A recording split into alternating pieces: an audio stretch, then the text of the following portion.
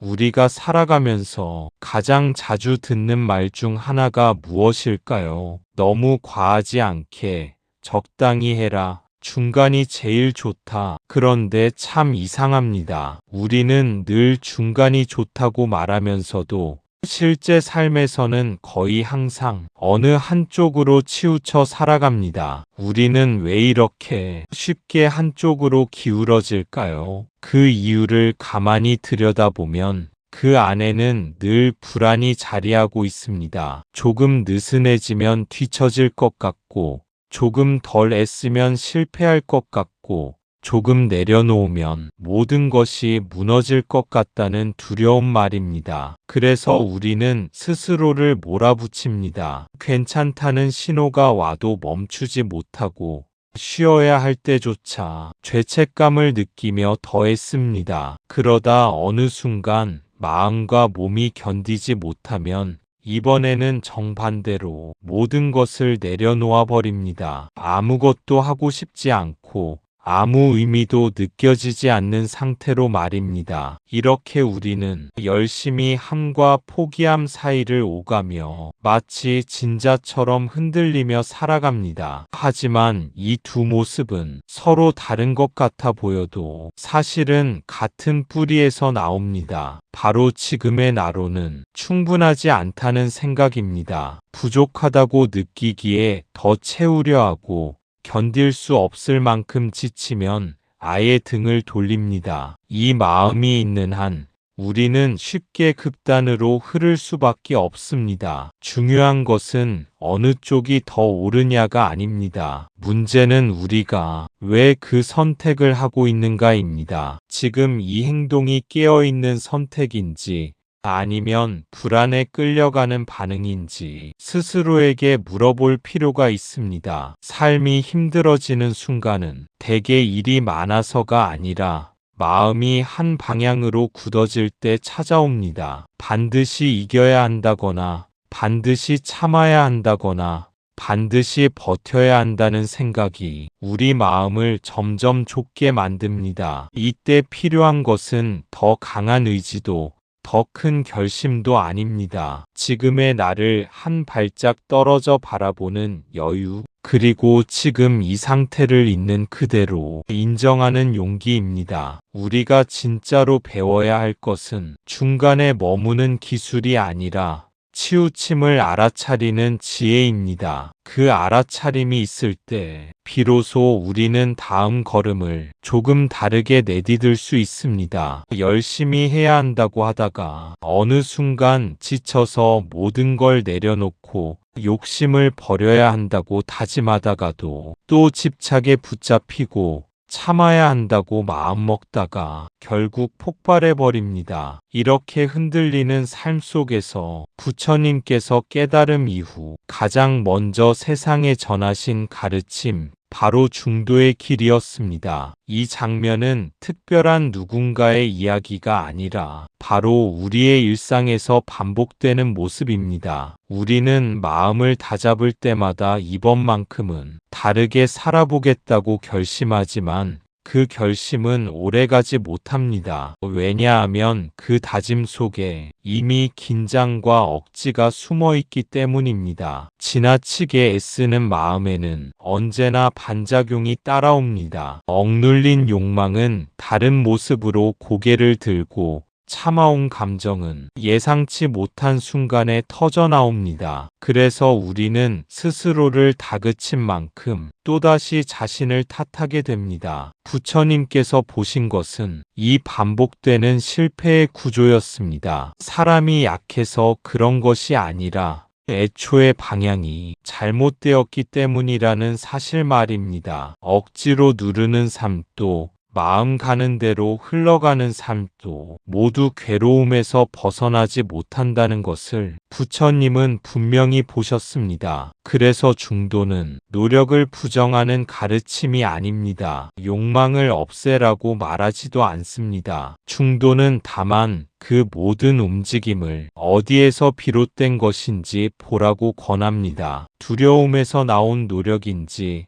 집착에서 나온 절제인지를 스스로 비추어 보라는 것입니다. 이렇게 비추어 볼 수 있을 때 우리는 더 이상 자신과 싸우지 않게 됩니다. 감정을 적으로 삼지 않고 욕망을 죄악으로 몰아붙이지도 않습니다. 그저 지금 이 마음이 어떤 방향으로 흐르고 있는지를 차분히 바라보게 됩니다. 중도의 길은 우리 삶을 단숨에 바꾸어주는 비법이 아니라 흔들리는 순간마다 다시 중심으로 돌아오게 하는 이정표입니다. 넘어지지 않는 삶이 아니라 넘어졌을 때 스스로를 해치지 않는 삶. 그것이 부처님께서 우리에게 보여주신 길이었습니다. 이 길을 걷는다는 것은 완벽해지는 것이 아니라 조금 덜 상처 입는 사람이 되어가는 과정입니다. 그리고 그 과정 속에서 우리는 비로소 자기 자신과 함께 살아가는 법을 배우게 됩니다. 부처님께서는 수행을 시작하시기 전 왕자로서 세상에서 누릴 수 있는 거의 모든 쾌락을 경험하셨습니다. 풍요로운 음식, 아름다운 옷, 음악과 향락, 아무런 부족함이 없는 삶이었지요. 하지만 그 속에서도 늙음과 병든과 죽음이라는 현실 앞에서 마음 깊은 곳에 괴로움은 사라지지 않았습니다. 그 괴로움은 겉으로 드러나는 불편함이 아니라 아무리 채워도 채워지지 않는 공허함이었습니다. 즐거움이 사라질까 두려워 더 강한 자극을 찾고 안락함이 무너질까 불안에 끊임없이 붙잡는 마음. 그 마음이야말로 부처님을 잠들지 못하게 한 근원이었습니다. 쾌락은 순간적으로 마음을 달래주지만 그 지속은 보장되지 않습니다. 즐거움이 클수록 그 끝에 남는 허전함도 깊어집니다. 부처님께서는 바로 이 점을 분명히 보셨습니다. 문제는 쾌락 그 자체가 아니라 그 쾌락의 의지에 영원한 만족을 얻으려는 마음이라는 것을 말입니다. 늙음과 병든과 죽음은 왕궁의 두꺼운 벽으로도 막을 수 없는 현실이었습니다. 아무리 부유하고 안전해 보여도 몸은 변하고 관계는 흩어지며 생명은 끝을 향해 간다는 사실은 피할 수 없었습니다. 그 앞에서 부처님은 자신만 예외가 될 수 없다는 것을 정직하게 받아들이셨습니다. 이 자각은 절망이 아니라 질문으로 이어졌습니다. 어떻게 하면 사라질 수밖에 없는 것에 기대지 않고 살 수 있을까? 어떻게 하면 변하는 세상 속에서도 흔들리지 않는 자유를 찾을 수 있을까? 이 질문이 부처님을 수행의 길로 이끌었습니다. 더 많은 쾌락을 얻기 위해서도 아니고 세상을 등지기 위해서도 아니었습니다. 삶을 있는 그대로 마주하면서도 괴로움에 휘둘리지 않는 길을 찾기 위해서였습니다. 이 대목에서 우리는 부처님의 이야기를 먼 옛날의 성인 이야기로만 넘길 수 없게 됩니다. 우리 역시 편안함을 추구하면서도 불안하고 많은 것을 가졌으면서도 만족하지 못하며 안정된 삶 속에서도 설명하기 어려운 허기를 느끼기 때문입니다. 부처님이 보신 괴로움은 특별한 사람만의 것이 아니라 조건에 의존해 행복을 구하는 모든 존재가 마주하는 문제였습니다. 그래서 그분의 출발은 도피가 아니라 가장 철저한 직면이었습니다. 그래서 부처님은 그 모든 것을 내려놓고 출가하셨고 이번에는 완전히 반대의 길을 택하셨습니다. 하루에 한 톨의 곡식만 먹고 숨이 끊어질 듯한 고행을 견디며 몸을 괴롭히는 것이 깨달음으로 가는 길이라고 믿으셨습니다. 그러나 그 극단적인 고행 끝에서도 마음의 자유는 오지 않았습니다. 여기서 우리는 아주 중요한 질문을 하게 됩니다. 왜 인간은 이렇게 항상 극단으로 움직일까? 이 질문은 부처님 한 분이 수행 이야기에서 끝나지 않습니다. 오히려 지금을 살아가는 우리 모두에게 그대로 되돌아옵니다. 왜 우리는 우리는 한 길이 옳다고 믿게 되면 그 길 끝까지 자신을 밀어붙이는 걸까요? 그리고 왜 그 길이 무너지는 순간 다시 정반대의 방향으로 급격히 돌아서게 될까요? 그 이유는 인간의 마음이 늘 불안을 피하려는 방식으로 움직이기 때문입니다. 확실한 답을 붙잡고 싶어 하고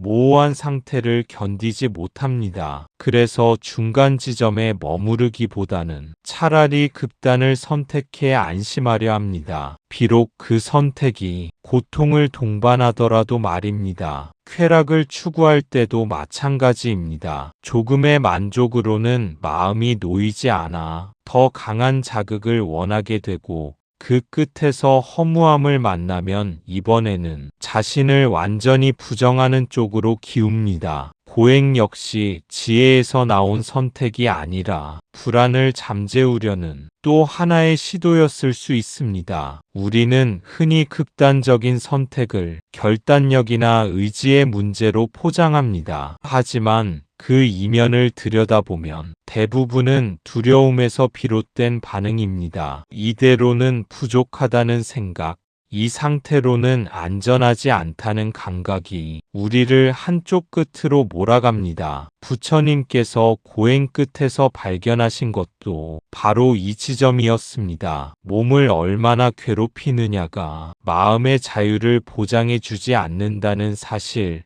극단적인 선택이 오히려 시야를 더 좁힌다는 진실이었습니다. 이 깨달음은 실패에 대한 좌절이 아니라 방향을 다시 세우는 전환점이었습니다. 부처님은 이때 노력 자체를 부정하지도 수행을 포기하지도 않으셨습니다. 다만 이제는 자기를 해치는 방식으로는 자유에 이를 수 없다는 것을 분명히 아셨을 뿐입니다. 그래서 이 질문은 우리에게도 중요합니다. 지금 우리가 선택하고 있는 방향은 지혜에서 나온 것인지 아니면 불안을 잠재우기 위한 또 하나의 극단은 아닌지 스스로에게 물어볼 필요가 있습니다. 우리는 괴로움을 피하고 싶어 합니다. 그런데 괴로움을 대하는 방식이 늘 한쪽으로 쏠립니다. 괴로우면 쾌락으로 도망가고 쾌락이 허무해지면 다시 자신을 억누르고 괴롭힙니다. 집착과 회피, 탐욕과 혐오,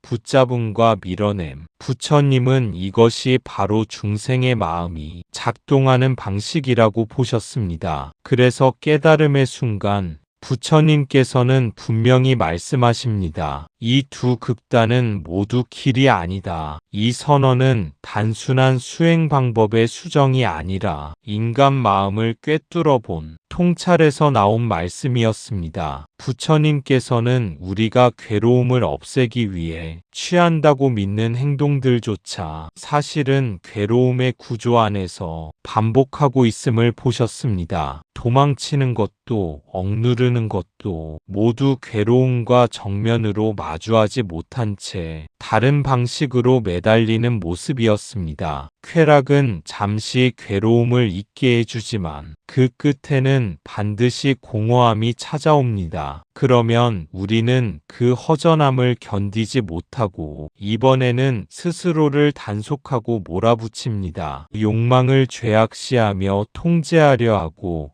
마음을 굳게 닫아버립니다. 하지만 그렇게 눌린 마음은 결코 사라지지 않고 다시 다른 형태로 모습을 드러냅니다. 이처럼 집착과 회피는 서로 반대인 것처럼 보이지만 실은 같은 뿌리에서 나옵니다. 괴로움을 인정하지 않으려는 마음, 지금 이 상태를 그대로 두지 못하는 조급함이 두 방향의 극단을 만들어냅니다. 부처님은 바로 이 지점을 중생의 마음이 스스로를 묶는 방식이라고 보셨습니다. 그래서 이 두 극단은 모두 길이 아니다라는 말씀은 어느 쪽을 택하라는 권유가 아니라 아예 다른 차원의 길을 가리키는 선언이었습니다. 괴로움을 없애기 위해 또 다른 행동을 덧붙이는 것이 아니라 괴로움을 대하는 태도 자체를 바꾸라는 초대였습니다. 이때부터 길은 바깥이 아니라 마음의 방향에서 결정됩니다. 쫓아가지도 않고 밀어내지도 않으며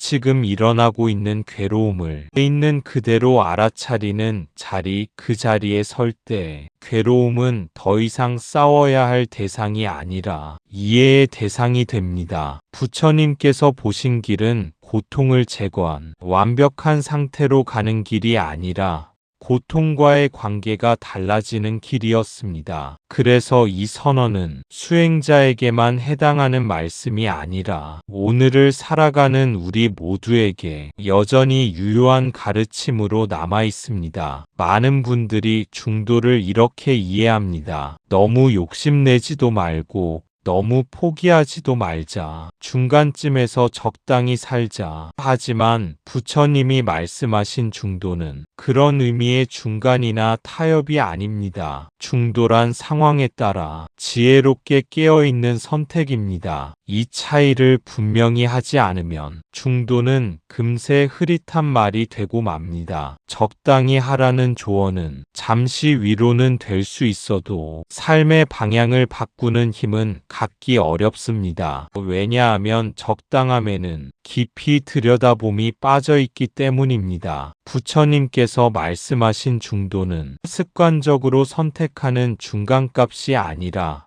그 순간의 조건을 정확히 살피는 깨어있음입니다. 같은 행동이라도 어떤 마음에서 나왔는지에 따라 전혀 다른 결과를 낳습니다. 침묵이 지혜가 될 수도 있고 회피가 될 수도 있습니다. 노력이 수행이 될 수도 있고 집착이 될 수도 있습니다. 그래서 중도는 정해진 행동 목록이 아닙니다. 어떤 상황에서는 한 발 물러서는 것이 중도이고 어떤 상황에서는 분명하게 나아가는 것이 중도입니다. 중요한 것은 얼마나 했느냐가 아니라 어디에서 비롯되었느냐입니다. 지혜롭게 깨어있다는 것은 자기 마음을 속이지 않는다는 뜻입니다. 겉으로는 균형 잡힌 선택처럼 보여도 그 속에 두려움이나 욕심이 숨어 있다면 그것은 이미 중도에서 벗어난 길입니다. 반대로 남들이 보기에는 치우쳐 보일지라도 집착 없이 분명한 자각 속에서 이루어진 선택이라면 그것은 중도의 작용일 수 있습니다. 이 때문에 중도는 매 순간 새롭게 사라져야 합니다. 어제의 답이 오늘의 답이 아닐 수 있고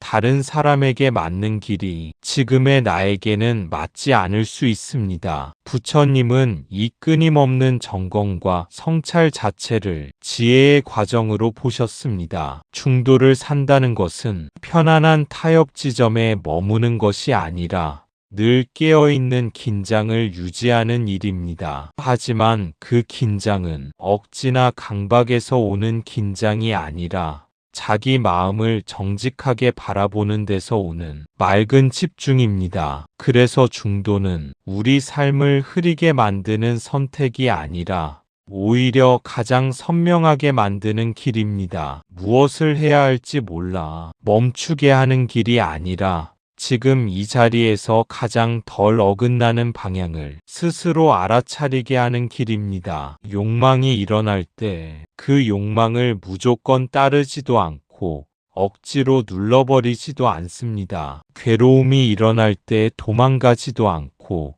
자학하지도 않습니다. 그저 그 마음을 있는 그대로 알아차리는 것. 거기서부터 중도는 시작됩니다. 이 알아차림은 아무것도 하지 않는 무관심과는 전혀 다릅니다. 오히려 지금 일어나고 있는 마음을 가장 가까이에서 바라보는 적극적인 태도입니다. 판단을 보태지 않고 이유를 급히 찾으려 하지 않으며 좋고 나쁨의 딱지를 붙이지 않는 것. 그것이 알아차림의 본질입니다. 우리는 보통 욕망이 생기면 곧바로 행동으로 옮기거나 그러지 말아야 한다는 생각에 자신을 책망합니다. 괴로움이 생기면 빨리 벗어나야 할 문제로 여기거나 스스로가 부족해서 그렇다고 여깁니다. 하지만 이렇게 반응하는 순간 마음은 이미 한 방향으로 굳어버립니다. 알아차림은 이 굳어짐을 풀어줍니다. 욕망이 올라오는 것을 보면서 그 욕망이 어디서 시작되었는지, 어떤 생각과 감정이 함께 움직이는지를 차분히 살펴보게 합니다. 그러면 욕망은 더 이상 나를 끌고 가는 주인이 아니라 잠시 나타났다가 사라지는 하나의 현상으로 보이기 시작합니다. 괴로움도 마찬가지입니다. 괴로움을 없애려 애쓰지 않을 때 오히려 그 성질이 드러납니다. 늘 그대로일 것 같던 고통이 순간순간 형태를 바꾸고 강약을 달리하며 움직인다는 사실을 직접 보게 됩니다. 이 경험은 괴로움에 대한 두려움을 조금씩 약화시킵니다. 이렇게 마음을 바라보는 힘이 쌓이면 선택의 공간이 생깁니다. 예전에는 반사적으로 행동하던 자리에서 이제는 잠시 멈출 수 있게 됩니다. 그 멈춤 속에서 지금 이 행동이 집착을 키울지 아니면 괴로움을 줄일지를 살필 수 있게 됩니다. 중도는 바로 이 멈춤의 순간에서 자라납니다. 욕망을 이겨냈기 때문에 중도가 되는 것이 아니라 욕망과 괴로움이 어떻게 작동하는지를 보았기 때문에 중도가 가능해집니다. 그래서 중도는 결과가 아니라 과정이고 도착지가 아니라 태도입니다. 지금 이 마음을 정직하게 바라보는 그 순간마다 중도의 길은 이미 우리 앞에 열려 있습니다. 부처님께서 깨달음을 얻기 직전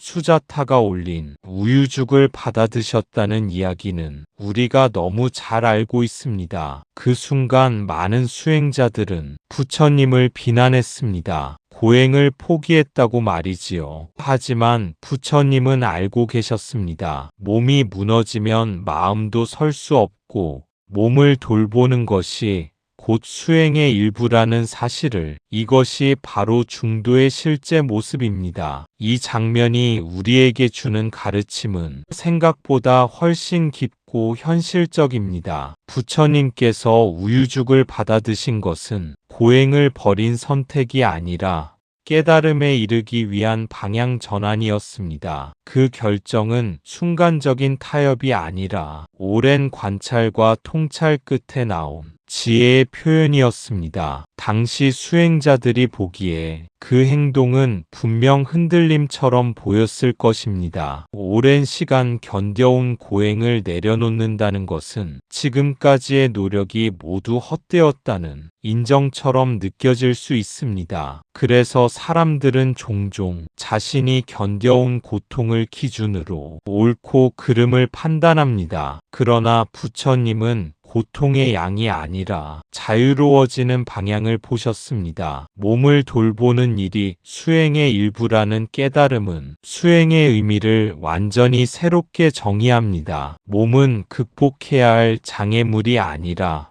깨어있음을 가능하게 하는 토대입니다. 몸이 지쳐 무너지면 마음은 흐려지고 아무리 높은 뜻도 그 위에 설 수 없습니다. 부처님은 이 단순하지만 중요한 사실을 자기 경험으로 분명히 확인하셨습니다. 이 대목에서 중도는 결코 느슨한 길이 아님을 알 수 있습니다. 오히려 자기 상태를 정직하게 직면하고 지금 필요한 것을 정확히 선택하는 용기의 길입니다. 계속 버티는 것이 옳아 보일 때조차 그 버팀이 집착이 되었음을 알아차릴 수 있어야 합니다. 중도는 바로 그 알아차림 위에서만 작동합니다. 우리 삶에서도 마찬가지입니다. 무너진 몸과 마음을 이끌고 계속 더 애써야 한다고 믿는 순간 수행은 삶을 밝히는 길이 아니라 또 다른 짐이 됩니다. 중도는 그때 우리에게 묻습니다. 지금의 노력은 자유로 향하고 있는가? 아니면 스스로를 소모시키고 있는가라고. 부처님의 선택은 이 질문에 대한 분명한 답이었습니다. 그래서 이 장면은 특별한 깨달음의 일화가 아니라 우리 각자가 삶의 방향을 점검해야 할 때 되돌아보아야 할 기준으로 남아 있습니다. 부처님께서 처음 설하신 초전법륜경에서 가장 먼저 강조하신 것이 바로 중도였습니다. 쾌락에 빠지는 삶도 자기를 괴롭히는 고행도 모두 괴로움을 벗어나는 길이 아니라는 선언이었습니다. 그리고 부처님은 중도가 구체적으로 어떻게 사라지는지 팔정도라는 길로 보여주셨습니다. 올바른 견해, 올바른 생각, 올바른 말, 올바른 행동, 올바른 생활, 올바른 노력, 올바른 마음 챙김, 올바른 집중, 이 모든 것이 한쪽으로 치우치지 않는 삶의 방향입니다. 팔정도는 규칙의 목록이 아니라 삶이 흘러가야 할 방향을 가리키는 나침반과 같습니다. 무엇을 해야 하고 하지 말아야 하는지를 외부에서 강요하는 체계가 아니라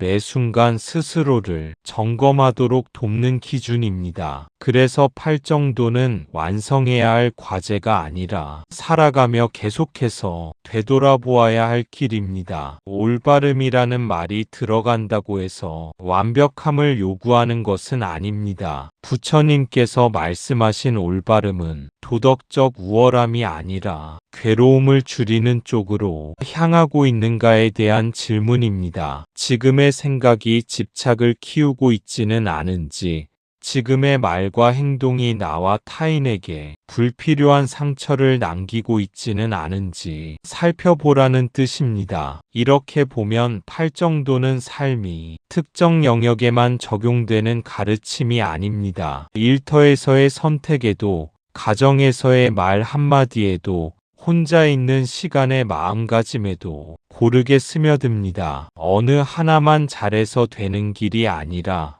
삶 전체가 같은 방향을 향해 조금씩 조율되어 가는 과정입니다. 중요한 점은 팔정도가 한번 정해지면 그대로 유지되는 고정된 틀이 아니라는 사실입니다. 상황이 달라지면 필요한 균형도 달라집니다. 말을 줄이는 것이 중도일 때도 있고, 분명히 말하는 것이 중도일 때도 있습니다. 노력을 내려놓는 것이 필요할 때도 있고, 다시 마음을 내야 할 때도 있습니다. 그래서 팔정도는 정답을 주기보다 스스로 깨어있도록 이끕니다. 지금 이 삶이 어디를 향해 가고 있는지, 나는 어떤 방향으로 발을 내딛고 있는지 계속해서 자각하게 만듭니다. 부처님께서 중도를 팔정도로 풀어 보여주신 이유도 여기에 있습니다. 중도는 추상적인 이상이 아니라 이렇게 구체적인 삶의 태도 속에서 하나하나 실현되어 가는 길이기 때문입니다. 앞에서 말씀드렸듯이 부처님께서 깨달으신 뒤 가장 먼저 설하신 가르침은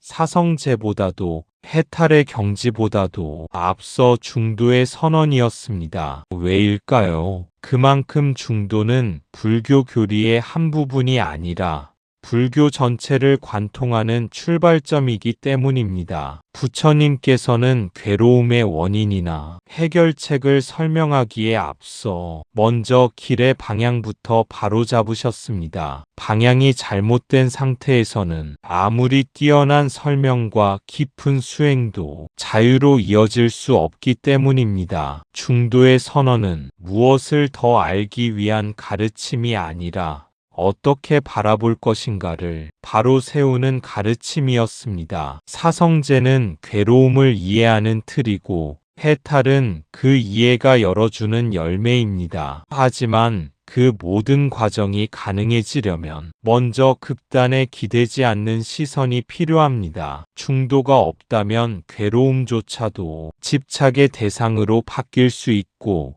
해탈마저 도달해야 할 또 하나의 목표로 변질됩니다. 부처님은 진리를 붙잡으려는 마음조차도 또 다른 집착이 될 수 있음을 보셨습니다. 그래서 중도는 어떤 내용을 믿으라고 하기보다 믿음과 부정이라는 틀 자체를 점검하게 만듭니다. 이 가르침은 불교를 하나의 사상체계로 굳히기보다 늘 살아 움직이게 하는 힘이 됩니다. 중도가 출발점이라는 말은 수행의 처음부터 끝까지 같은 태도가 이어진다는 뜻이기도 합니다. 초심자에게도 오랜 수행자에게도 중도는 늘 새롭게 확인해야 할 기준입니다. 깊어질수록 더 조심해야 하고 많이 알수록 더 비워야 하는 이유가 여기에 있습니다. 그래서 불교는 세상을 떠나는 길도 아니고 세상에 묻히는 길도 아닙니다. 중도를 바탕으로 할 때 삶은 수행이 되고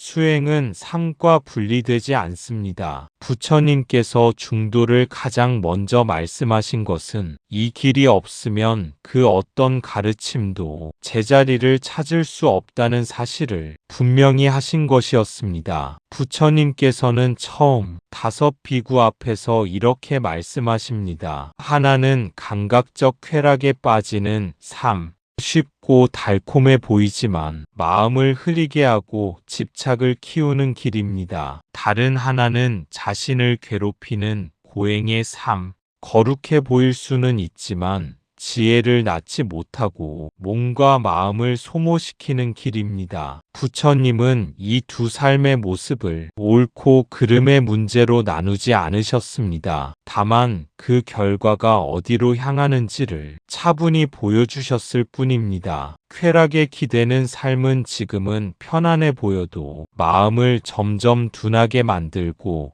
고행에 매달리는 삶은 의지가 강해 보일 수는 있어도 시야를 좁히고 마음을 메마르게 합니다. 여기서 중요한 것은 두 길 모두 처음에는 나름의 이유와 설득력을 가지고 있다는 점입니다. 쾌락은 괴로움을 잊게 해주고 고행은 괴로움을 이겨내고 있다는 자기 확신을 줍니다. 그래서 사람들은 이 중 하나를 붙잡고 나면 쉽게 놓지 못합니다. 그 선택이 자신을 지켜주고 있다고 믿기 때문입니다. 그러나 부처님은 그 믿음 뒤에 숨어있는 대가를 보셨습니다. 쾌락은 더 큰 자극을 요구하게 만들고 고행은 더 강한 통제를 요구하게 만듭니다. 둘 다 점점 더 많은 것을 요구하며 마음을 자유롭게 하기보다는 더 단단히 묶어둡니다. 이 지점에서 부처님은 길의 본질을 묻습니다. 이 삶이 정말 괴로움을 줄이고 있는가? 아니면 다른 형태의 괴로움을 쌓아 올리고 있는가를 말입니다. 5비구에게 하신 이 말씀은 수행자만을 위한 경고가 아닙니다. 우리의 일상 역시 이 두 길 사이를 끊임없이 오가기 때문입니다. 편안함에 기대며 현실을 외면하거나 스스로를 채찍질하며 버티는 것을 미덕으로 삼는 모습은 지금도 흔히 볼 수 있습니다. 부처님은 이 두 방향 모두에서 한 걸음 물러나 보라고 하십니다. 더 즐기라는 말도 아니고 더 참으라는 말도 아닙니다. 지금 이 선택이 어떤 마음에서 나오고 있는지를 정직하게 보라는 요청입니다. 그 질문이 시작되는 자리에서 비로소 다른 길, 즉 중도의 가능성이 열리기 시작합니다. 부처님은 이 두 길을 분명하게 극단이라고 부르십니다. 그리고 이렇게 선언하십니다. 열애는 이 두 극단을 떠난 중도의 길을 깨달았다. 여기서 중요한 것은 부처님이 중도를 제3의 선택지로 제시하신 것이 아니라는 점입니다. 중도는 두 극단 사이 어딘가에 있는 길이 아니라 극단을 만들어내는 마음 작용 자체를 꿰뚫어 보는 길입니다. 우리는 흔히 선택의 문제를 항상 둘 중 하나로 생각합니다. 즐길 것인가, 참을 것인가, 붙잡을 것인가, 버릴 것인가. 그래서 중도를 들으면 그 둘을 조금씩 섞은 현명한 절충안 쯤으로 이해하기 쉽습니다. 그러나 부처님이 보신 중도는 선택의 숫자를 늘리는 방식이 아니었습니다. 부처님은 먼저 왜 마음이 이렇게 양쪽으로 갈라지는지를 들여다보셨습니다. 쾌락을 향해 달려갈 때에도 고행을 붙잡을 때에도 그 밑바닥에는 불안과 두려움이 자리하고 있습니다. 이대로는 안 된다는 조급함, 지금의 나를 견딜 수 없다는 마음이 극단을 만들어냅니다. 그래서 중도는 행동의 위치를 조정하는 문제가 아니라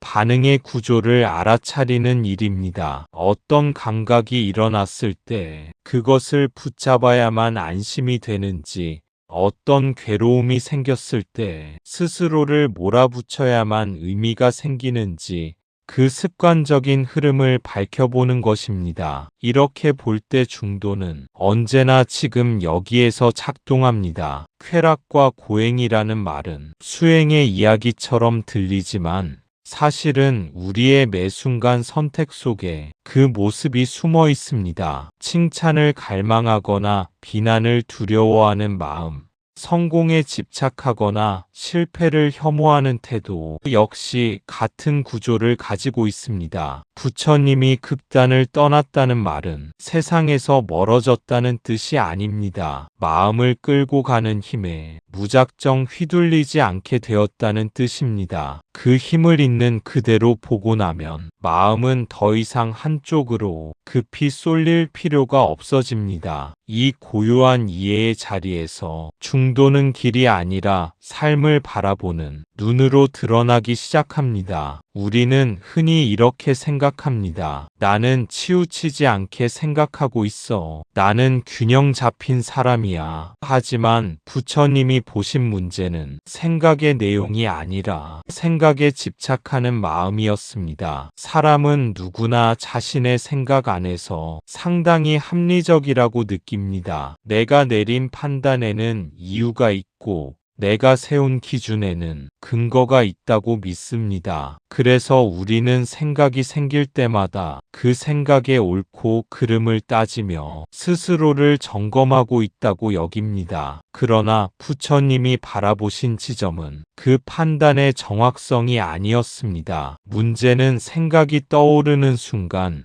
그 생각과 자신을 하나로 묶어버리는 마음의 태도에 있습니다. 내 생각이 곧 나다라는 보이지 않는 동일시가 일어날 때 생각은 관찰의 대상이 아니라 방어해야 할 입장이 됩니다. 그때부터 우리는 다른 관점에 귀를 닫고 스스로를 증명하는데 에너지를 쓰기 시작합니다. 이 집착은 강한 의견에서만 드러나지 않습니다. 중립적이라고 믿는 생각, 공정하다고 여기는 판단, 심지어 남을 이해하려는 태도 속에서도 미묘하게 작동합니다. 나는 치우치지 않았다는 확신이 오히려 마음을 가장 단단하게 만들 수 있다는 점을 부처님은 꿰뚫어 보셨습니다. 그래서 중도는 무엇을 생각하지 말라는 가르침이 아닙니다. 생각이 일어나는 순간 그 생각을 붙잡고 있는 손을 조금 느슨하게 하라는 초대입니다. 생각을 없애려 하지 않고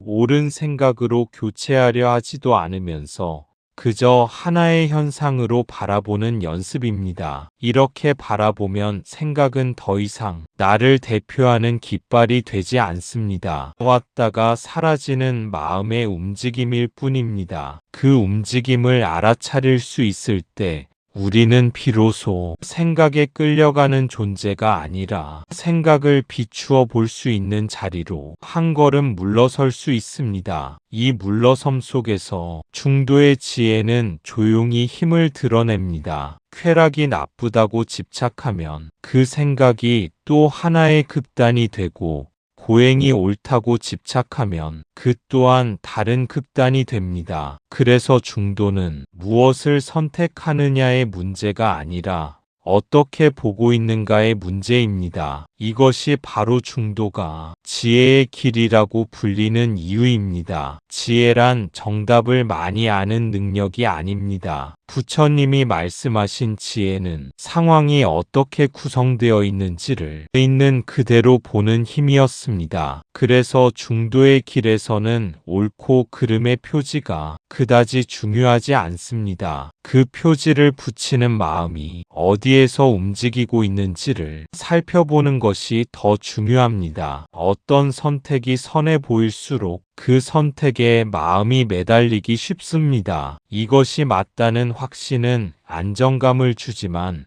동시에 시야를 좁힙니다. 부처님은 바로 이 지점에서 지혜와 집착이 갈라진다고 보셨습니다. 지혜는 상황에 따라 열려 있고 집착은 하나의 결론에 머뭅니다. 그래서 중도적 시선은 항상 질문을 품고 있습니다. 지금 이 판단은 두려움에서 나온 것인가? 아니면 명료한 이해에서 나온 것인가? 지금 이 행동은 습관적인 반응인가? 아니면 알아차림 속에서 이루어진 선택인가? 이 질문이 살아있을 때 마음은 굳어지지 않습니다. 중도가 지혜의 길이라는 말은 삶을 단순하게 만들겠다는 뜻이 아닙니다. 오히려 삶의 복잡함을 있는 그대로 감당하겠다는 선언에 가깝습니다. 흑백으로 나눌 수 없는 현실 속에서 서둘러 결론을 내리지 않고 한순간 한순간을 깨어서 통과하겠다는 태도입니다. 이 태도는 특별한 순간에만 필요한 것이 아닙니다. 사소한 말 한마디,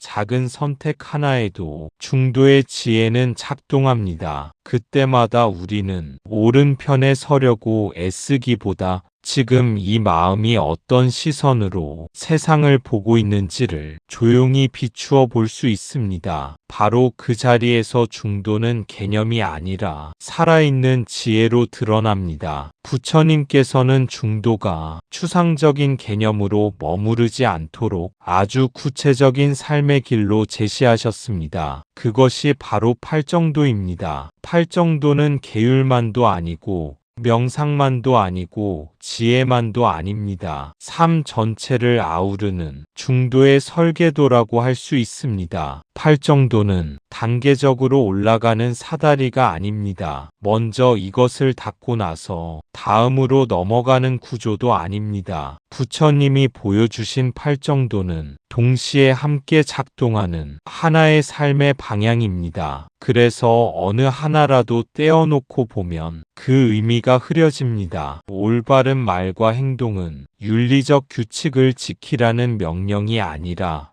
마음이 어디에 서 있는지를 밖으로 드러내는 표현입니다. 말이 거칠어질 때에는 이미 마음이 흔들리고 있고 행동이 급해질 때에는 시야가 좁아졌다는 신호입니다. 팔정도는 이런 신호를 놓치지 않게 해줍니다. 올바른 노력과 마음 챙김은 무조건 애쓰라는 뜻이 아닙니다. 힘을 더 줘야 할 때와 힘을 내려놓아야 할 때를 분별할 수 있는 감각을 기르는 과정입니다. 너무 느슨하면 흘러가고 너무 조이면 부러집니다. 이 미세한 균형을 알아차리는 것이 중도의 실제 연습입니다. 올바른 견해와 집중은 현실을 도피하지 않게 하고 동시에 현실에 매몰되지 않게 합니다. 보는 눈이 맑아질수록 집착은 자연스럽게 힘을 잃고 집중이 깊어질수록 흐트러짐은 줄어듭니다. 이 둘은 서로를 지탱하며 삶의 중심을 잡아줍니다. 그래서 팔정도는 특정한 시간에만 수행하는 법이 아니라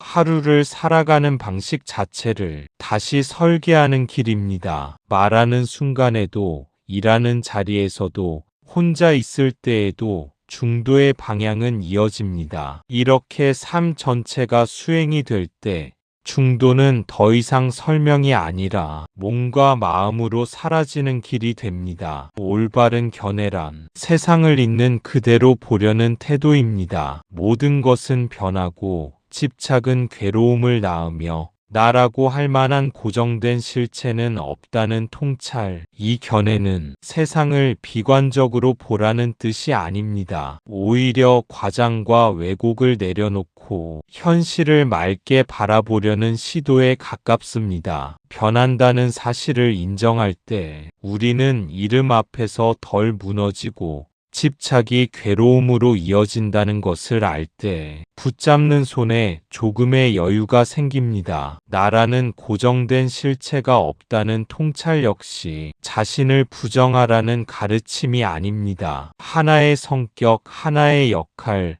하나의 감정에 스스로를 가두지 말라는 초대입니다. 상황에 따라 달라지는 마음을 인정할수록 우리는 자신에게 조금 더 너그러워질 수 있습니다. 올바른 견해는 머리로 이해하는 철학이 아니라 삶을 대하는 자세를 바꾸는 힘입니다. 일이 뜻대로 되지 않을 때 왜 나만 이런가라는 질문 대신 이것도 지나가는 조건의 한 모습이구나 라고 바라볼 수 있는 여지를 만들어줍니다. 그 여지 속에서 분노와 절망은 전부가 아니라 일부가 됩니다. 이렇게 보는 눈이 바뀌면 선택의 기준도 달라집니다. 무엇을 더 얻을 것인가 보다 어떤 집착을 내려놓을 수 있는지가 중요해집니다. 성공과 실패, 칭찬과 비난이 절대적인 기준이 되지 않을 때 마음은 덜 흔들립니다. 그래서 올바른 견해는 다른 모든 수행의 바탕이 됩니다. 보는 눈이 흐리면 노력은 방향을 잃고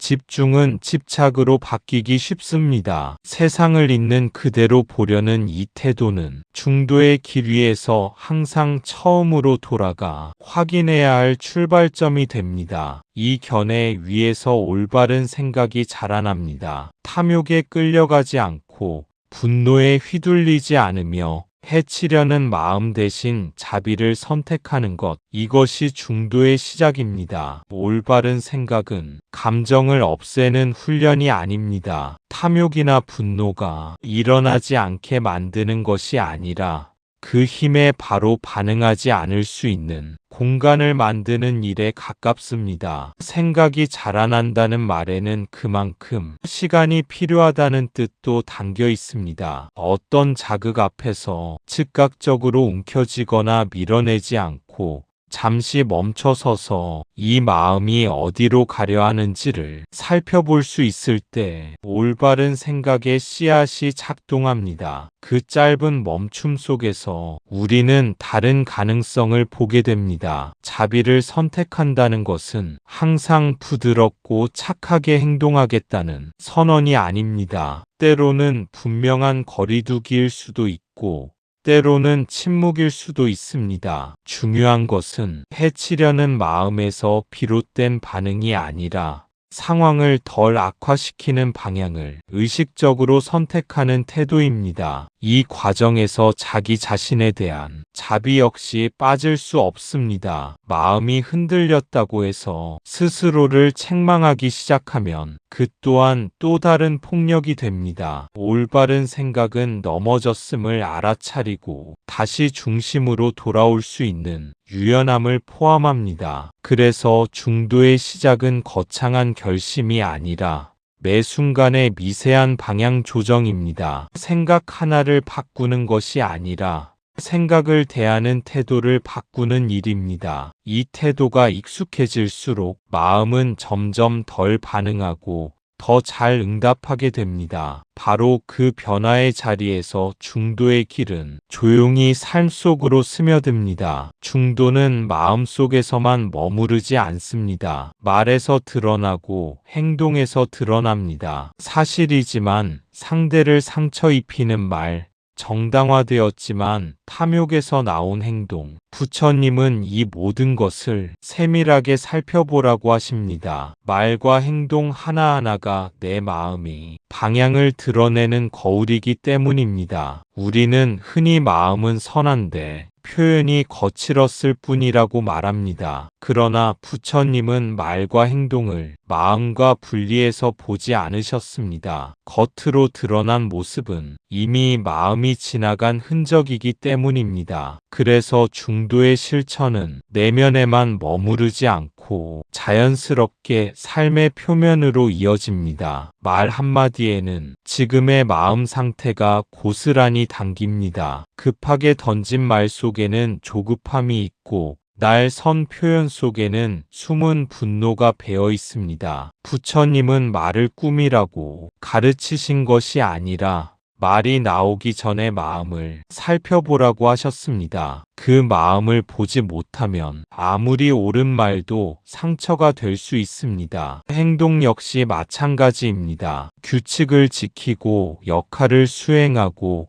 성과를 내는 일조차 그 출발점이 어디였는지에 따라 완전히 다른 의미를 갖습니다. 탐욕에서 나온 행동은 결과가 좋아 보여도 마음을 더 바쁘게 만들고, 두려움에서 나온 선택은 안정을 얻는 듯해도 불안을 키웁니다. 그래서 중도는 이 정도면 괜찮겠지라는 자기 합리화에 머무르지 않게 합니다. 말과 행동을 통해 지금 내가 어떤 방향으로 흘러가고 있는지를 끊임없이 비춰보게 합니다. 이 점검은 자책을 위한 것이 아니라 길을 다시 잡기 위한 확인입니다. 이렇게 말과 행동을 깨어서 바라보는 연습이 쌓일수록 삶은 점점 단순해집니다. 무엇을 더 잘해야 할지보다 어디에서 벗어나고 있는지를 알아차리게 되기 때문입니다. 그 알아차림 속에서 중도는 추상적인 이상이 아니라 매일의 말과 몸짓 속에서 살아 움직이는 길이 됩니다. 생활 방식에서도 중도는 중요합니다. 너무 안일해도 문제이고, 지나치게 자신을 몰아붙여도 문제입니다. 수행에서도 마찬가지입니다. 게으름은 마음을 흐리게 만들고, 과도한 열정은 오히려 집착을 키웁니다. 부처님께서 말씀하신 올바른 노력은 억지로 애쓰는 노력이 아니라 깨어있는 지속성입니다. 지속성이라는 말에는 속도보다 방향이 중요하다는 뜻이 담겨 있습니다. 한 번에 많이 가려고 애쓰는 마음은 금세 지치거나 꺾이기 쉽습니다. 반대로 아무 힘도 들이지 않겠다는 태도는 습관에 그대로 끌려가게 만듭니다. 부처님은 이 두 상태 모두에서 마음이 깨어있지 않다고 보셨습니다. 올바른 노력은 자신을 채찍질하는 방식이 아닙니다. 해야 하니까 한다는 의무감보다는 지금 이 마음이 어디로 향하고 있는지를 계속 살펴보는 힘에 가깝습니다. 조금 흐트러졌다면 알아차리고, 조금 긴장됐다면 풀어주는 것.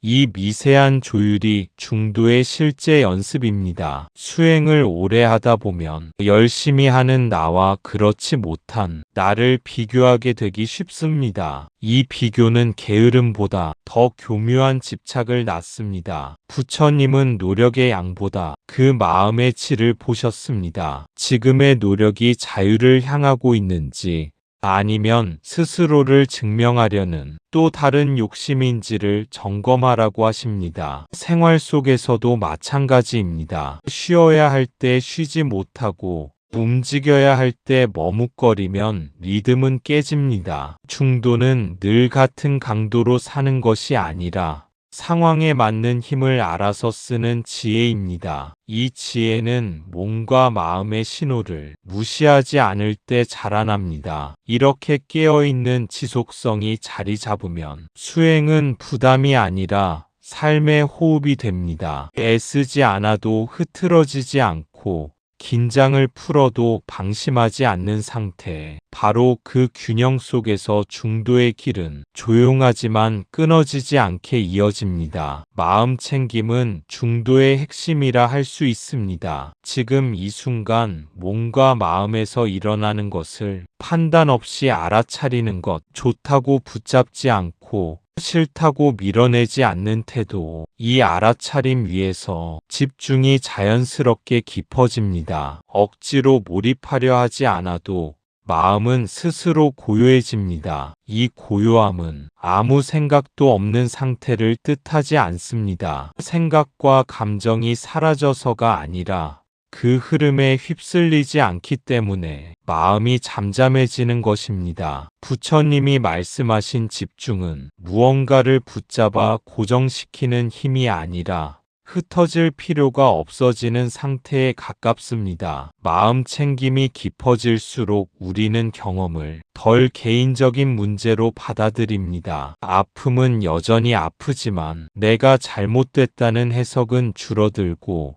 기쁨은 여전히 기쁘지만 영원히 지속되어야 한다는 부담은 사라집니다. 이 거리감이 중도의 균형을 가능하게 합니다. 집중이 자연스럽게 자라날 때 노력의 결이 달라집니다. 힘을 주고 끌어당기는 방식이 아니라 방해되는 요소를 조용히 내려놓는 쪽으로 바뀝니다. 그래서 마음은 더 많은 에너지를 쓰지 않아도 점점 맑아집니다. 이 상태에서 지혜는 특별한 깨달음의 형태로 번쩍 나타나지 않습니다. 오히려 사소한 순간 속에서 분명하게 드러납니다. 말을 하기 전에 한 박자, 반응하기 직전에 숨 한 번, 그 짧은 틈 속에서 다른 선택의 가능성이 열립니다. 부처님께서 마음 챙김과 집중을 중도의 핵심으로 두신 이유는 바로 여기에 있습니다. 이 두 가지가 함께할 때 삶은 극단으로 치닫지 않고 매 순간 스스로를 조율할 수 있습니다. 이 조율이 익숙해질수록 중도는 더 이상 애써 지켜야 할 원칙이 아니라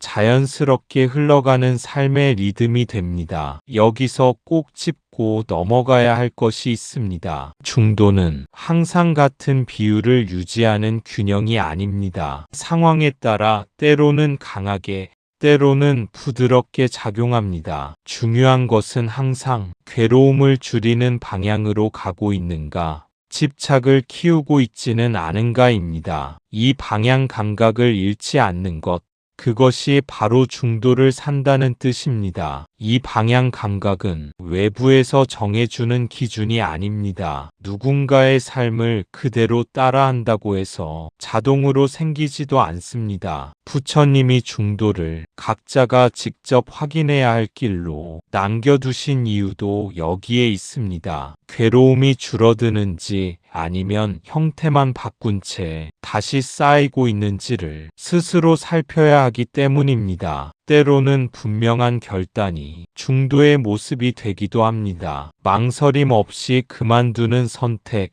단호하게 거리를 두는 태도가 집착을 끊어주는 경우도 있습니다. 반대로 어떤 순간에는 서두르지 않고 머무르는 것이 중도의 실천이 됩니다. 움직이지 않는 것이 아니라 불필요한 움직임을 멈추는 지혜입니다. 그래서 중도는 겉으로 보면 일관성이 없어 보일 수 있습니다. 어제는 내려놓으라고 했는데 오늘은 책임을 다하라고 말하는 것처럼 느껴질 때도 있습니다. 그러나 그 바탕에는 늘 같은 질문이 흐르고 있습니다. 이 선택이 마음을 더 자유롭게 하는가? 아니면 더 단단히 묻고 있는가입니다. 이 질문을 잃지 않으면 삶은 자연스럽게 정돈됩니다. 완벽하려는 마음도 대충 넘어가려는 태도도 조용히 제자리를 찾습니다. 중도는 극단을 피하려 애쓰는 긴장이 아니라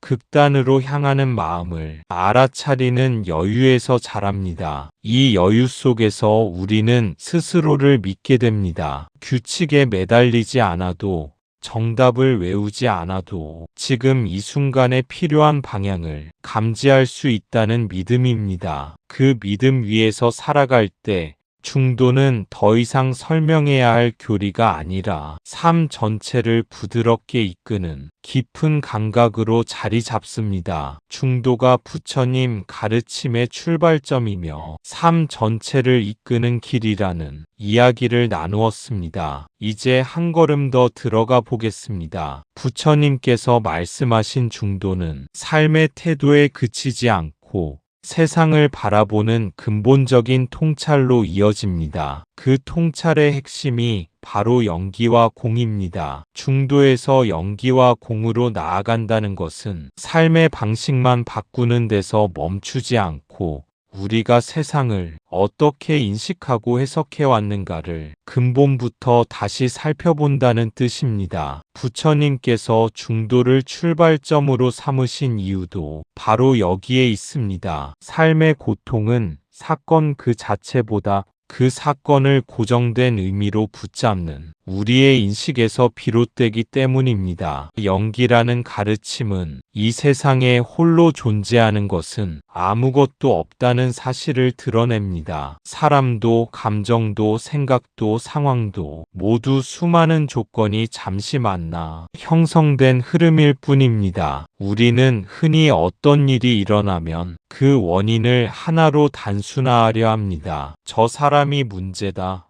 내 성격이 원래 그렇다. 이 상황은 어쩔 수 없다. 그러나 부처님은 이런 단정적인 시선을 내려놓으라고 하십니다. 그 순간 우리는 이미 세상을 고정된 틀로 바라보고 있기 때문입니다. 영기의 관점에서 보면 지금의 나 역시 완성된 존재가 아니라 계속 변화하는 과정입니다. 어제의 생각이 오늘의 나를 규정하지 않고 지금의 감정이 내일의 나를 결정하지도 않습니다. 이 통찰은 삶을 가볍게 만듭니다. 실패를 인생 전체로 확대하지 않게 하고 성공을 나의 본질로 착각하지 않게 합니다. 모든 것은 잠시 조건을 따라 그 모습으로 나타났다가 다시 흘러갈 뿐이라는 이해가 마음의 여백을 만들어줍니다. 이 연기의 이해가 깊어질수록 자연스럽게 공의 가르침으로 이어집니다. 공은 문화 부정이 아닙니다. 오히려 있는 것을 있는 그대로 보게 하는 아주 현실적인 통찰입니다. 고정된 실체가 없다는 말은 아무것도 없다는 뜻이 아니라 우리가 붙잡고 있는 방식이 실제와 다르다는 뜻입니다. 사람도 고통도 관계도 변하지 않는 본질로 존재하는 것이 아니라 조건에 따라 달라지는 모습으로 나타날 뿐입니다. 이렇게 세상을 바라보게 되면 중도는 더 이상 노력으로 지켜야 할 규칙이 아닙니다. 집착이 일어날 수 없는 구조를 이해하게 되기 때문입니다. 붙잡을 실체가 없다는 것을 알 때 밀어낼 대상 역시 단단하지 않다는 것을 자연스럽게 알게 됩니다. 그 결과 마음은 극단으로 치우치지 않고 상황에 맞게 유연하게 반응할 수 있게 됩니다. 부처님께서 중도를 통해 영기와 공으로 우리를 이끄신 이유는 삶을 초월하라고 해서가 아닙니다. 오히려 삶에 더 깊이 참여하되 그 무엇에도 묶이지 않는 자유를 경험하게 하기 위함이었습니다. 이 통찰 위에서 우리는 세상을 부정하지도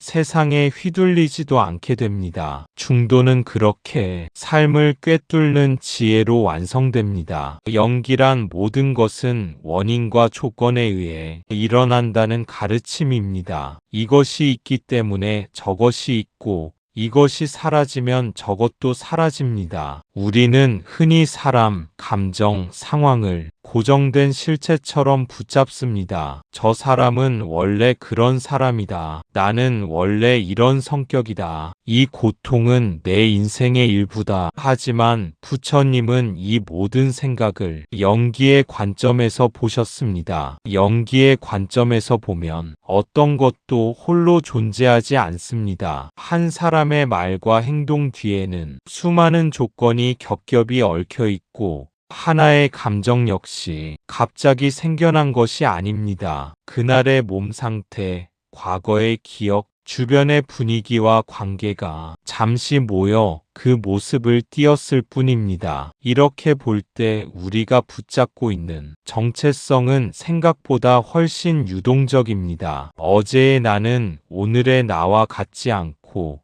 지금의 감정은 조금 전의 감정과도 다릅니다. 영기는 이 변화를 부정하지 않고 자연스러운 흐름으로 받아들이게 합니다. 그래서 자신을 규정하는 말에 조금의 여백이 생깁니다. 타인을 바라보는 시선도 달라집니다. 누군가의 거친 태도 뒤에 어떤 조건이 작용하고 있는지를 떠올릴 수 있을 때 우리는 즉각적인 판단에서 한 걸음 물러설 수 있습니다. 그 물러섬은 모든 행동을 용서하라는 뜻이 아니라 불필요한 분노를 덜어주는 지혜의 공간입니다. 고통 역시 영기의 눈으로 보면 영원한 낙인이 아닙니다. 지금의 괴로움은 지금의 조건 위에 서 있을 뿐 조건이 바뀌면 그 모습도 달라집니다. 이 사실을 아는 것만으로도 우리는 고통과의 관계를 조금 다르게 맺게 됩니다. 붙잡고 싸우기보다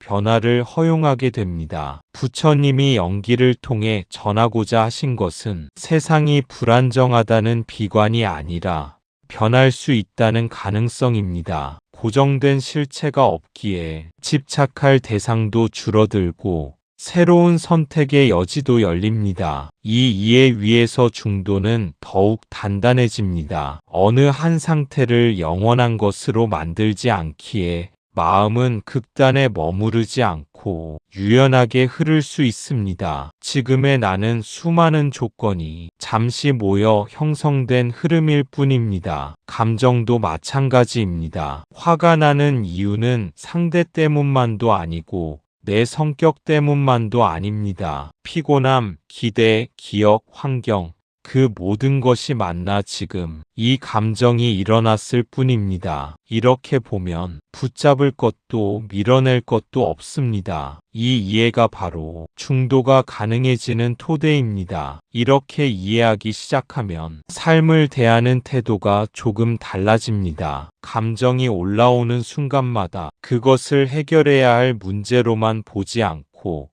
지나가는 현상으로 바라볼 수 있게 됩니다. 그러면 마음에는 즉각적인 반응 대신 짧지만 분명한 여백이 생깁니다. 그 여백 속에서 우리는 선택할 수 있습니다. 감정에 끌려가 말과 행동을 던질지 아니면 그 감정이 머무는 자리를 조용히 지켜볼지 말입니다. 중도는 바로 이 지점에서 현실적인 힘을 가집니다. 아무것도 하지 말라는 가르침이 아니라 자동으로 움직이던 습관을 잠시 멈추게 해주기 때문입니다. 이 관점은 자신을 대하는 방식도 바꿉니다. 마음이 흔들렸다고 해서 나를 규정하거나 낙인 찍지 않게 됩니다. 나는 왜 이럴까라는 자책 대신 지금 이런 조건이 뭐였구나 라고 바라볼 수 있을 때 스스로를 몰아붙이던 힘은 자연스럽게 느슨해집니다. 관계 속에서도 마찬가지입니다. 상대의 반응을 고정된 성격으로 단정하지 않을수록 불필요한 오해는 줄어듭니다. 상황을 조금 더 넓게 볼 수 있게 되고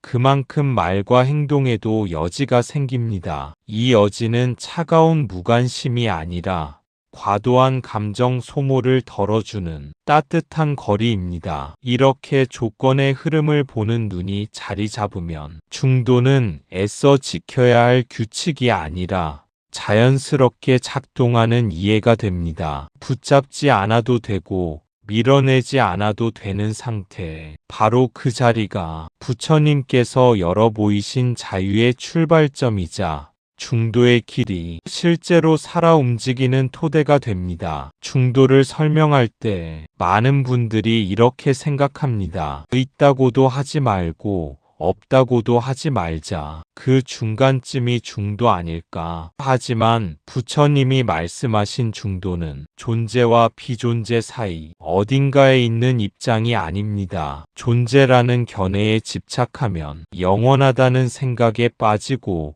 비존재라는 견해에 집착하면 허무주의에 빠집니다. 부처님은 이 두 생각 모두 집착된 견해라고 보셨습니다. 중도란 이분법적 사고 자체를 내려놓는 지혜입니다. 이분법적 사고는 세상을 이해하기 쉽게 만들어주는 대신 현실의 풍부함을 잘라냅니다. 있다와 없다, 옳다와 그르다, 성공과 실패라는 틀은 빠른 판단에는 도움이 되지만 그 안에 머무를수록 마음은 점점 경직됩니다. 부처님은 이 경직된 상태 자체가 괴로움의 토양이 된다고 보셨습니다. 존재에 집착할 때 우리는 무언가를 붙잡아 두려는 불안을 키웁니다. 사라질 수 없다는 믿음은 이름에 대한 두려움을 낳고 그 두려움은 더 강한 집착으로 이어집니다. 반대로 비존재에 매달릴 때 모든 것을 무의미하게 만들어버리며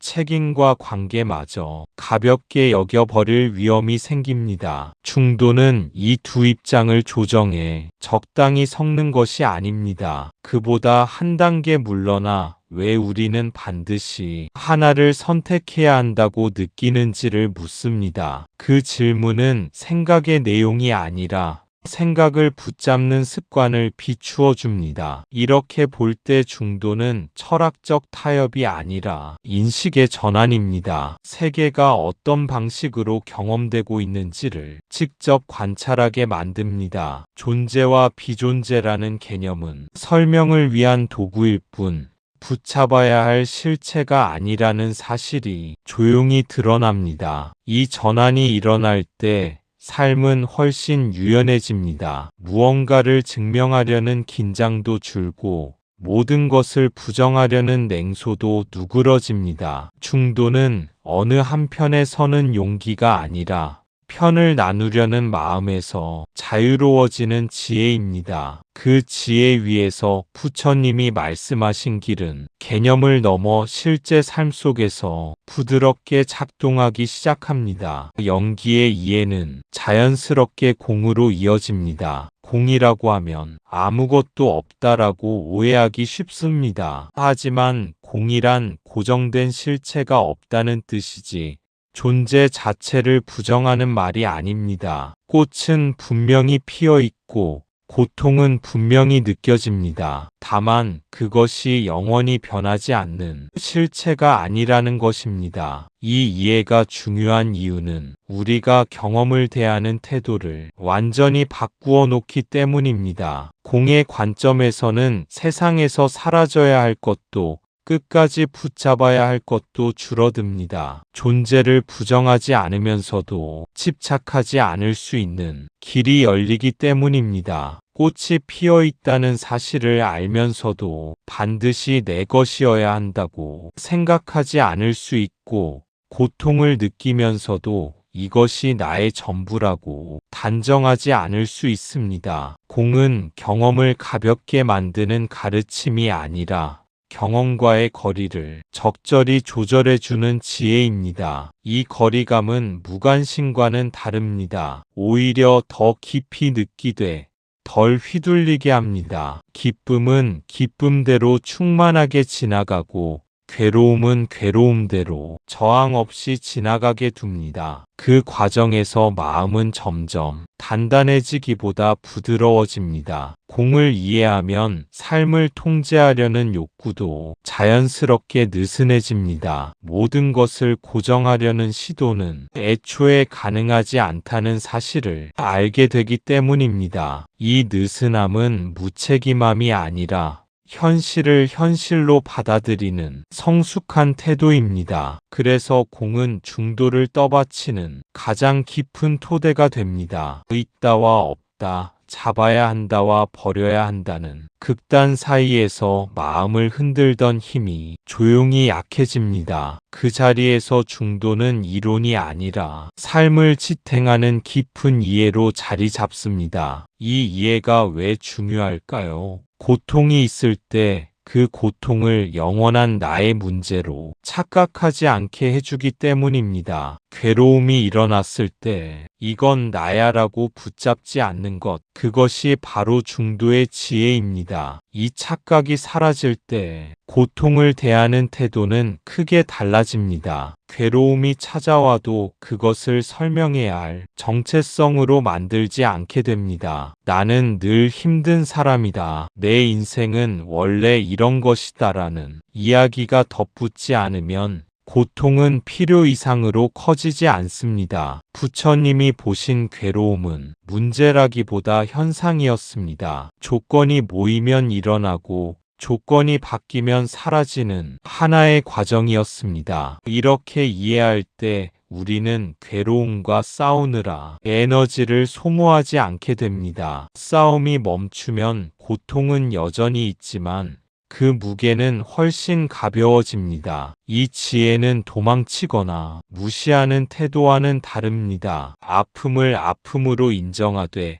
그 위에 불필요한 해석을 얹지 않는 것입니다. 중도는 감각을 부정하지도 않고 감각에 자신을 맡기지도 않습니다. 그 사이에서 조용히 함께 머뭅니다. 이렇게 머무를 수 있을 때 회복의 가능성도 생깁니다. 고통을 나와 동일시하지 않으니 변화의 여지가 보입니다. 지금의 상태가 영원하지 않다는 사실은 희망을 만들어내는 조건이 됩니다. 그 희망은 무언가를 억지로 바꾸려는 조급함이 아니라 흐름을 신뢰하는 안정감에서 나옵니다. 그래서 중도의 지혜는 고통을 없애겠다는 선언이 아니라 고통과의 관계를 다시 맺는 방식입니다. 붙잡지 않기에 매몰되지 않고 밀어내지 않기에 상처가 깊어지지 않습니다. 이 균형 속에서 부처님이 말씀하신 길은 우리 삶 안에서 조용히 그러나 분명하게 자유의 방향을 가리킵니다. 그럼 아무 생각도 하지 말라는 건가요? 판단하지 말고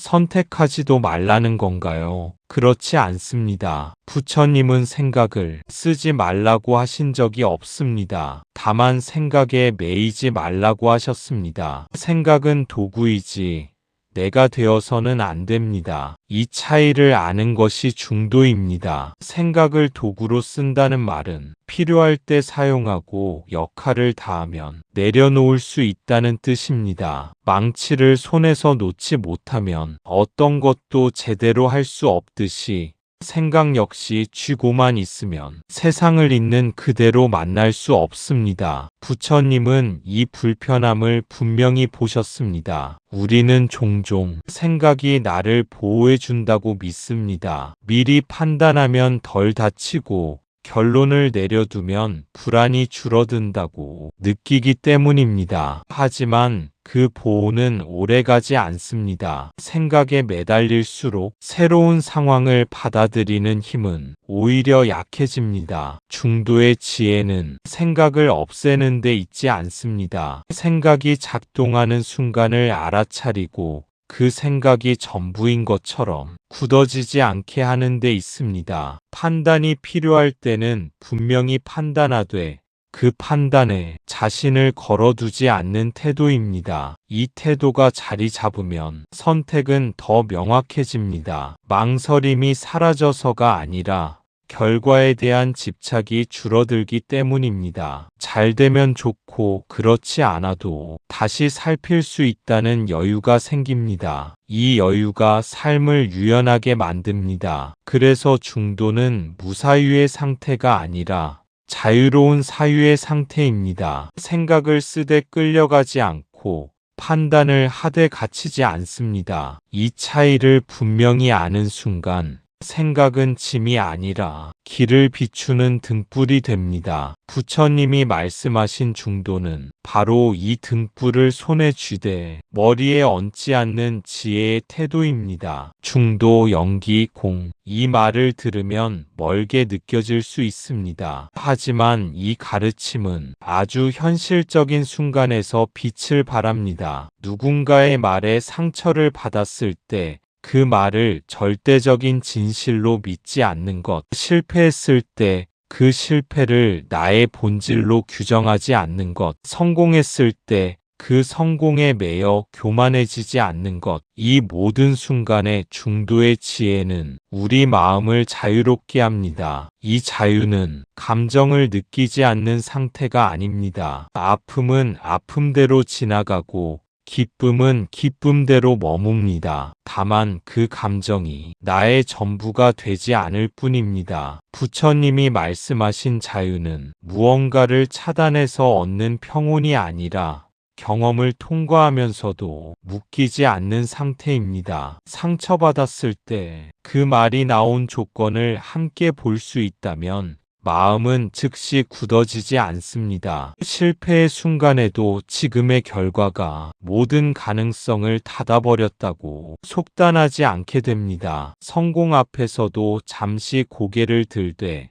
그 자리에 머물러 자신을 세우려 하지 않습니다. 이 태도는 냉정함이나 거리두기와는 다릅니다. 오히려 현실을 더 깊이 만날 수 있게 합니다. 극단으로 치우치지 않으니 감정은 더 솔직해지고 반응은 더 책임감 있게 변합니다. 중도는 삶을 얕게 만드는 기술이 아니라 삶을 견딜 수 있게 하는 내면의 힘입니다. 이 힘은 어느 날 갑자기 생기지 않습니다. 작은 순간마다 한 번 더 살피고 한 박자 늦추는 연습 속에서 서서히 자라납니다. 그 과정에서 우리는 조금 덜 상처받고 조금 덜 들뜨며 조금 더 안정된 마음으로 하루를 살아가게 됩니다. 그래서 중도의 가르침은 사찰 안에만 머무르지 않습니다. 일상 속 말 한마디, 선택 하나, 마음의 반응 하나 속에서 계속해서 살아 움직입니다. 그 자리를 알아차릴 수 있을 때 부처님이 전하신 지혜는 지금 여기의 삶을 조용히 그러나 분명하게 자유로 이끌어줍니다. 부처님이 중도를 깨달았다는 것은 양쪽을 다 경험했다는 뜻이 아니라 양쪽에 묶이지 않게 되었다는 뜻입니다. 쾌락에도 고행에도 존재에도 비존재에도 어디에도 머물지 않는 자유. 그 자유의 문이 바로 중도입니다. 어디에도 머물지 않는다는 말은 아무것도 선택하지 않는다는 뜻이 아닙니다. 상황에 응답하되 그 응답에 자신을 고정시키지 않는다는 뜻입니다. 부처님께서 보신 자유는 움직이지 않는 고요가 아니라 붙잡힘 없이 움직일 수 있는 유연한 마음이었습니다. 이 마음은 쾌락을 경험하더라도 그 순간에 자신을 잃지 않고 어려움을 통과하더라도 그 상태에 자신을 가두지 않습니다. 경험은 오가지만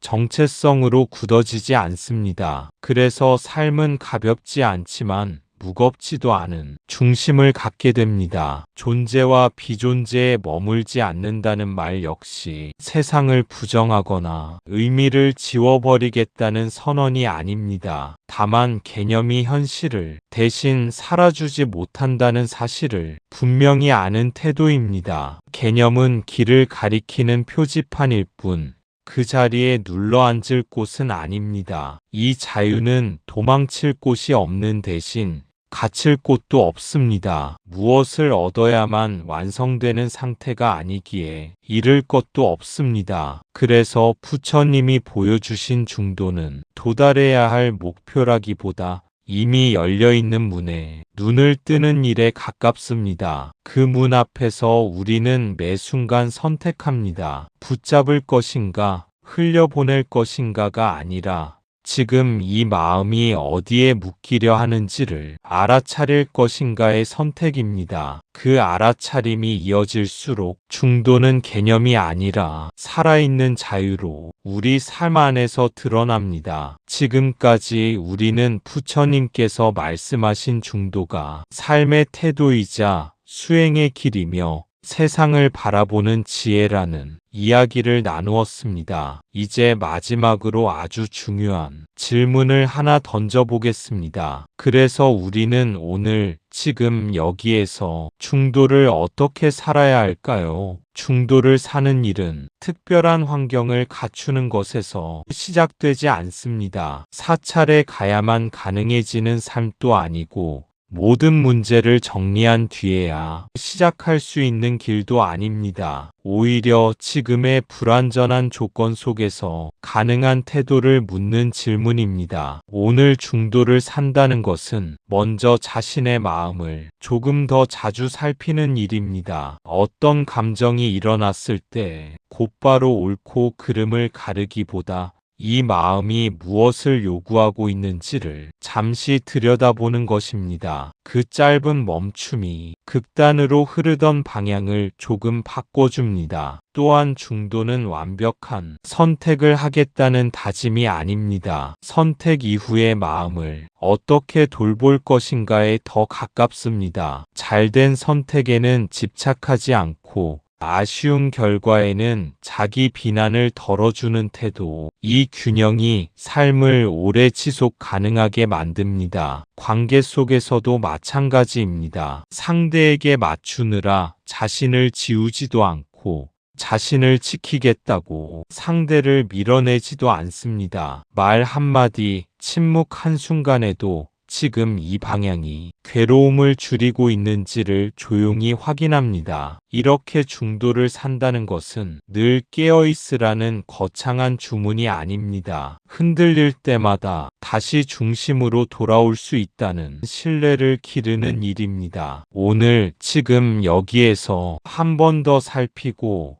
한 번 덜 붙잡는 것, 바로 그 소박한 실천 속에서 부처님이 전하신 중도의 길은 우리의 일상 속에서 조용히 그러나 분명하게 이어집니다. 많은 분들이 중도는 수행이 깊어지면 자연이 되는 것, 깨달음의 경지에서나 가능한 것이라고 생각합니다. 하지만 부처님이 말씀하신 중도는 아주 평범한 일상에서 시작됩니다. 말 한마디를 하기 전, 감정이 올라오는 그 순간, 결정을 내려야 하는 작은 갈림길에서 그때마다 우리는 선택하고 있습니다. 붙잡을 것인가, 밀어낼 것인가, 아니면 알아차릴 것인가. 중도는 이 세 번째 선택입니다. 이 선택은 겉으로 보기에는 아주 미미해 보일 수 있습니다. 하지만 이 작은 차이가 마음의 방향을 완전히 바꿉니다. 붙잡는 선택은 더 많은 기대와 실망을 낳고,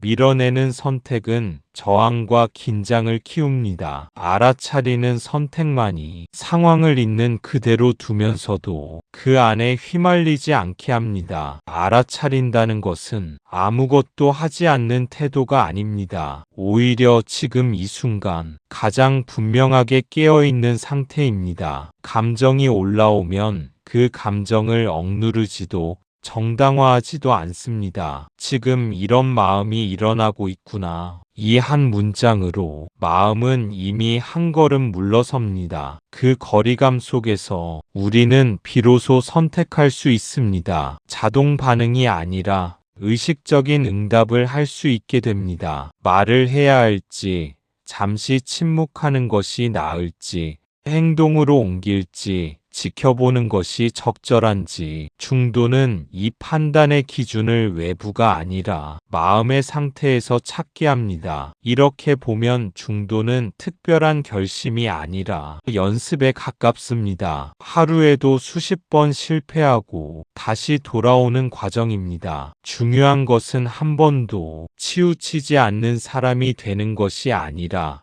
치우쳤음을 알아차릴 수 있는가입니다. 알아차림이 있다면 그 순간 이미 중도의 길 위에 서 있는 것입니다. 그래서 중도는 먼 미래의 이상이 아니라 지금 이 숨, 지금 이 마음에서 바로 실천할 수 있는 지혜입니다. 오늘 우리가 할 수 있는 것은 완벽해지는 것이 아니라 조금 더 깨어있는 선택을 한 번 더 해보는 것. 그 반복 속에서 중도는 서서히 삶의 태도가 되어갑니다. 화가 날 때를 떠올려 봅시다. 화가 나는 감정을 억지로 눌러버리면 언젠가는 다른 모습으로 터져나옵니다. 반대로 그 감정에 완전히 휩쓸리면 말과 행동으로 업을 쌓게 됩니다. 중도는 화를 없애려 하지도 않고 정당화하지도 않습니다. 그저 이렇게 말합니다. 아, 지금 화가 일어나고 있구나. 이 한 걸음 물러섬.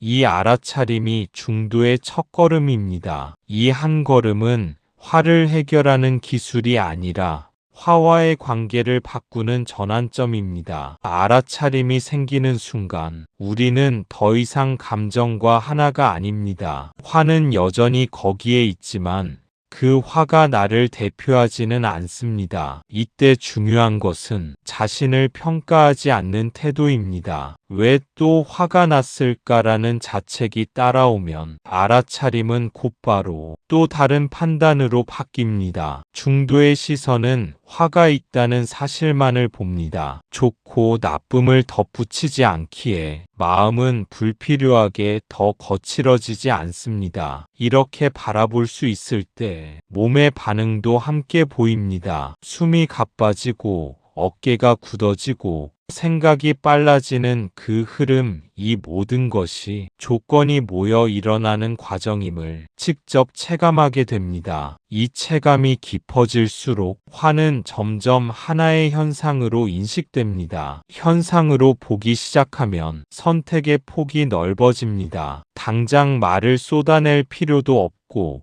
억지로 참아야 할 이유도 줄어듭니다. 잠시 자리를 벗어나는 것, 호흡을 가다듬는 것, 나중에 이야기하겠다고 미루는 것 역시 중도의 표현이 됩니다. 그래서 중도의 첫걸음은 아주 소박합니다. 화를 없애겠다는 결심도 완벽하게 다스리겠다는 목표도 아닙니다. 그저 일어난 것을 일어났다고 인정하는 것. 이 인정이 반복될수록 화는 점점 나를 끌고 가는 힘을 잃고 나는 다시 선택할 수 있는 자리로 돌아오게 됩니다. 사람 관계에서도 우리는 늘 극단으로 흐릅니다. 너무 기대하다가 상처받고 상처받지 않으려고 마음을 닫아버립니다. 부처님은 관계에서조차도 집착과 회피를 내려놓으라고 하십니다. 상대에게 나의 기대를 강요하지 않고 상대의 말과 행동을 나의 존재 가치와 동일시하지 않는 것. 이것이 관계에서의 중도입니다. 가깝되 매이지 않고 거리 두되 단절하지 않는 것. 이 태도는 차갑거나 무심해지는 것을 뜻하지 않습니다. 오히려 더 성숙한 따뜻함에 가깝습니다. 상대를 내 욕구를 채워줄 존재로 보지 않기에 필요 이상으로 흔들리지 않고 그 사람이 그 사람일 수 있는 공간을 허락하게 됩니다. 기대가 줄어들면 관계는 계산에서 벗어납니다. 무엇을 해주었는지,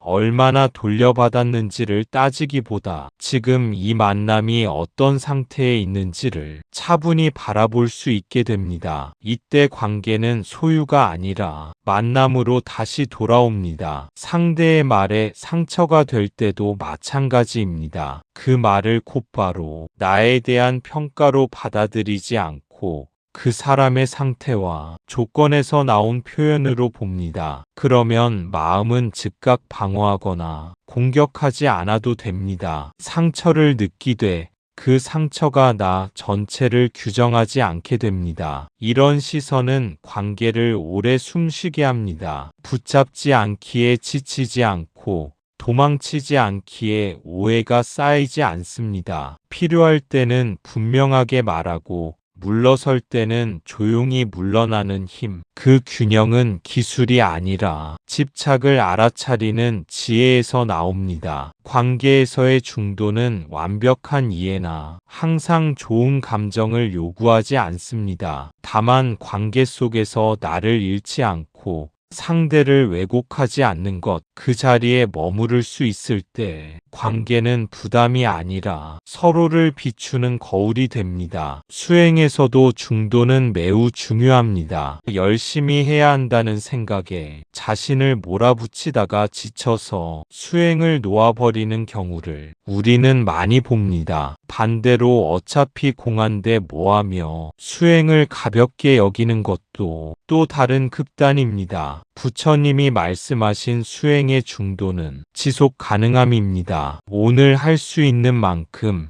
지금 깨어있을 수 있는 만큼 억지로 늘리지도 쉽게 포기하지도 않는 태도. 이 지속 가능함은 느슨함과는 다릅니다. 오늘의 마음 상태를 정직하게 살피고 그 위에서 한 발을 내딛는 성실함입니다. 컨디션이 좋지 않은 날에는 짧게 앉아 숨 한 번을 온전히 느끼는 것으로 충분하고 여유가 있는 날에는 조금 더 깊이 머물 수 있습니다. 중요한 것은 분량이 아니라 그 순간에 실제로 깨어 있었는가입니다. 수행을 성취의 관점으로 바라보기 시작하면 비교와 조급함이 스며듭니다. 어제보다 나아졌는지, 남들보다 뒤처지지 않았는지, 이때 수행은 이미 자아를 강화하는 도구가 되어버립니다. 부처님이 경계하신 것도 바로 이 지점입니다. 수행마저 집착의 대상이 되면 그 순간 길은 어긋납니다. 중도의 수행은 잘하고 있다는 확신도 못하고 있다는 자책도 같이 내려놓는 자리입니다. 그저 오늘의 마음을 만나고 일어난 것을 보고 사라지는 것을 지켜보는 반복. 겉으로 보기엔 아주 단순해 보이지만 이 반복이야말로 가장 깊은 훈련입니다. 지속된 수행은 어느 날 갑자기 특별한 체험을 약속하지 않습니다. 대신 삶의 결을 서서히 바꿉니다. 예전보다 반응하기 전 잠깐의 여백이 생기고 감정에 끌려가기보다 선택할 수 있는 공간이 넓어집니다. 이 작은 변화들이 쌓여 삶 전체가 수행의 자리가 됩니다. 그래서 수행의 중도는 장기적인 신뢰에 가깝습니다. 지금 당장 결과를 요구하지 않고 이 길 자체를 믿고 걷는 태도. 오늘 한 걸음이 작아 보여도 그 한 걸음이 분명하다면 길은 이미 이어지고 있습니다. 중도의 길은 차갑고 중립적인 길이 아닙니다. 오히려 깊은 자비로 이어지는 길입니다. 나 자신에게도 너무 엄격하지 않고 너무 방임하지 않는 태도. 타인에게도 판단하지 않되 무관심하지 않는 마음. 중도는 지혜와 자비가 함께 걷는 길입니다. 이 자비는 감정적인 연민이나 무조건적인 허용과는 다릅니다. 중도의 자비는 상대를 바꾸려 하기보다 상대를 있는 자리에서 이해하려는 힘입니다. 왜 저 사람은 저럴까를 따지기보다 어떤 조건 속에서 그런 말과 행동이 나왔는지를 바라보는 눈입니다. 그 순간 마음에는 비난 대신 여유가 생깁니다. 자기 자신을 대하는 태도도 마찬가지입니다. 실수했을 때 스스로를 몰아세우지 않고 그렇다고 아무 책임도 지지 않는 것도 아닙니다. 이런 일이 있었구나 하고 인정한 뒤 다음 순간을 더 지혜롭게 선택하는 것. 이 과정에는 따뜻하지만 분명한 태도가 필요합니다. 중도는 바로 이 균형 위에 서 있습니다. 그래서 중도를 살아간다는 것은 항상 옳은 선택을 한다는 뜻이 아닙니다. 때로는 흔들리고 때로는 다시 극단으로 기울기도 합니다. 중요한 것은 그 사실을 알아차리고 다시 돌아올 수 있는가입니다. 돌아올 수 있는 힘, 그 힘의 근원이 자비입니다. 자비가 없는 지혜는 차갑고 날카로워 쉽게 사람을 상처 입히고 지혜 없는 자비는 방향을 잃어 결국 집착이 됩니다. 부처님이 중도를 통해 보여주신 길은 이 둘을 나누지 않는 삶이었습니다. 분명히 보고 그러나 따뜻하게 머무는 태도. 이런 중도의 삶은 세상을 떠나 따로 존재하지 않습니다. 하루의 피로 속에서도 관계의 갈등 속에서도 자기 자신을 대하는 말 한마디 속에서도 조용히 드러납니다. 지혜로 방향을 잡고 자비로 그 길을 걷는 것. 그것이 중도가 우리 삶에서 숨쉬는 방식입니다. 부처님께서 깨달으신 것은 세상을 떠나는 길이 아니었습니다. 세상을 부정하는 길도 아니었고 세상에 매몰되는 길도 아니었습니다. 그 모든 극단을 떠나 이 삶을 있는 그대로 살아내는 길, 그것이 중도였습니다. 그래서 중도는 불교의 시작이자